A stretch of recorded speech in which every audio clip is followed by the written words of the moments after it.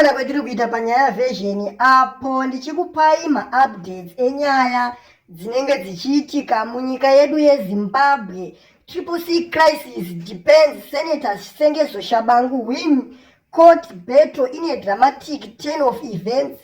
Senator Sengezo Shabangu, the interim Secretary General of the Citizen Coalition for Change Triple C, has emerged victorious in his court battle against the Professor Welshman Ncube-led Function High Court Judge. President Justice Mary Dube ruled in Shabangu's favor, declaring the disciplinary committee's decision to expel him from the party unlawful and void. The court's decision was based on the fact that the term of office for the disciplinary committee members had expired on May 27, 2024, rendering the actions against Shabangu null and void. Shabangu was expelled from the party on February 12, 2025 after a disciplinary hearing. Nyaya iye yazongodzoka yakachena. Ndofunga munoziva kuti kumashure uko vaSengezo Shabangu vakange vaiswa pasi peshamhu mubato reTriple C vachinzi vari kuda kudzingwa, vakamboendesa nyaya yavo kukoti, vakazowithdrawa, vakazodzosera futi nyaya yavo kukoti, hamene kuti vanga vafunge ipapo. Nyaya iye yazotongwa, vakawina nyaya. Ndofunga munongoziva kuti aiwa Shabangu haana kana nyaya yaakaenda nayo kukoti akadyiwa, nekuti munongoziva kuti kumakotsi kwacho ukoko anenge achitosapotwa, nekuti Shabangu unogara uchimuona ari kumusangano kana dzeZANU-PF uku kuparamende anenge achizviti ari munhu weopposition, asi pazvinhu zveZANU-PF anosvika futi achisapota. Ende Shabangu zvazviri pachena kuti nyaya iyi anoihwina nekuti opposition party inenge itoriwo nemusoro muZimbabwe, akasvika akavhiringidza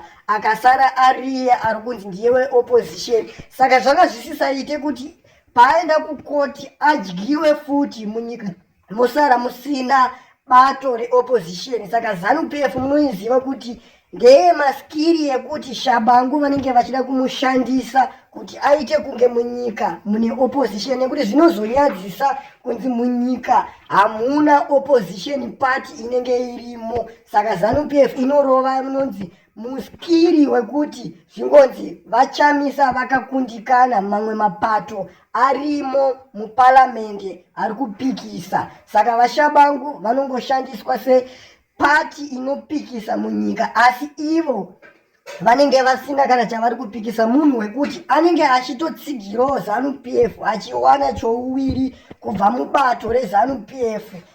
Apa iye anenge achingonyepawo zvake kuti ndiye anomirira Triple C. Ende kwada kutarisa Triple C yacho yaanenge achizviti ari kumirira, vanotoshandisa fesi yavaNelson Chamisa, uko vaNelson Chamisa vacho havasisinei nechekuita nebato reTriple C.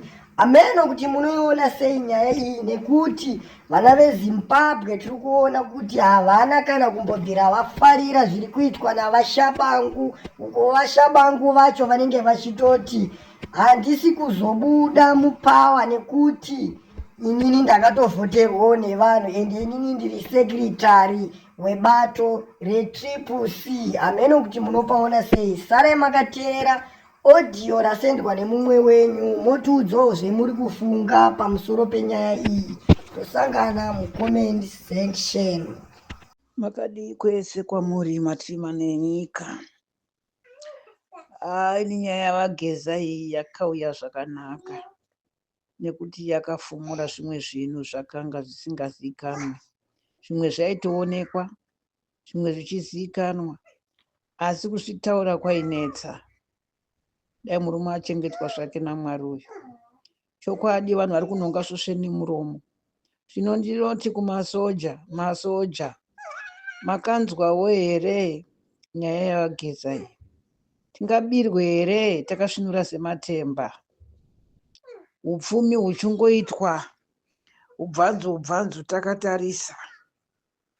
Tinosvika kupiko nyika iri kukokotwa nemaChina? Ndo varungu vacho here maChina vainzi uyu chamisa wada kutengesa nyika kuvarungu. Asi varungu here vari kumora machaina ari kuswera achidhiga mamisha mevanhu aya. Nhai masoja, zvamurimi mune pfuti madii kusimuka. Nemi makomuredhi madii kubatana masimuka, ndimi munokwanisa kunzwikwa. Zveopposition izvi havana pfuti, imi ndimi mune pfuti. Ndimi muri kuona zviri kuitwa nemavhoti edu aya ari kutambiswa, akanyepwa kuti takahwina. Zvikazofumurwa zvese zvana Shabangu izvi naageza kuti akabva nekupi munhu iyeyu, kuparadza chiumbwa chakaumbwa nevamwe nekuda kweZanu PF. Aiwa, ndiri kuti mashoko angu kumasoja, masoja muri kufungei chaizvo? Mada here kuti mukuru uyu nemhuri yake neshamwari dzake nezvigananda ndozvodya upfumi hwenyika yevana veZimbabwe? Ndozvamada here masoja? Masoja muri papi? Muri kundinzwa here masoja? Ndimi muri kutonga nyika nekuti ndimi mune pfuti. Isu hatina, tiitirewo zvokuti tigogutawo. Kunyange zvipiwa zviri kupiwa izvi zviri kupiwa, zviri kusarudzwa. Hazvisi kupiwa munhu wese zvimupiwa munyika izvi. Zviri kupiwa pachizivano. Tafa nenzara, taneta nenzara, takuvara. Tibatsireiwo, tinunurewo, tiri muhondo chaiyo kushaya chikafu. Tibatsireiwo masoja. Masoja isai musoro pamwe chete, muite zvisvinu nokuti ndimi mune gidi. Uyai, honai nyika yaparara muripo, honai nyika yaora muripo, honai nyika yasekwa nedzimwe nyika muripo. Tungamirai muzvakanaka masoja, isai musoro pamwe chete. Munhu arege kuita muswe.